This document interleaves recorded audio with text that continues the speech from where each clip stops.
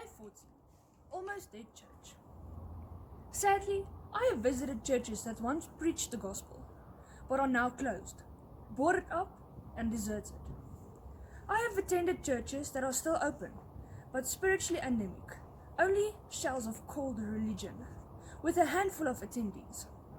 I have been to half-full churches in a big, beautiful buildings. They are endowed with man's wealth, but not with heavenly riches. They are spiritually bankrupt.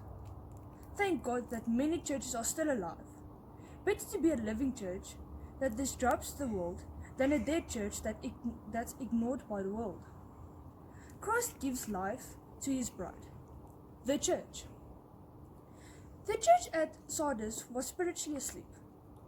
John's dramatic letter was a wake-up call. God's spokesman called out to the local churches for its conformity to the culture and society's mores. The Christian community as a whole, instead of being a vessel of transforming grace, had lost its influence on the world. Moral distinctiveness had eroded into moral relativity. The Sardis church once had a reputation for faithfulness, but now was found faithless.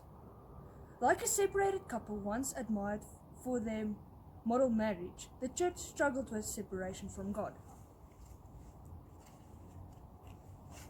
How can we, as sincere followers of Jesus, be a solution to a slumbering church? One way is to lead our church to pray. Before the workday begins, perhaps a few members can gather at the church to seek God.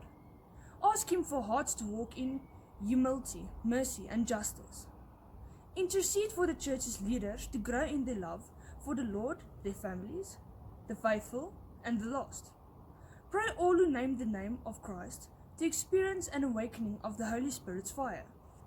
The same fire of God that fell in answer to Elijah's prayers in the fire from heaven that will startle our souls to attention. The Holy Spirit's fire that immersed the masses at Pentecost and saved thousands is proof of the gospel's life-changing nature.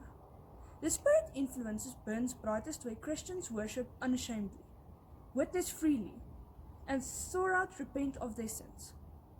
Like a comatose body that suddenly becomes conscious, our almost dead churches will be revived when we as individual believers come alive. Ask Jesus to breathe His Spirit on His bride.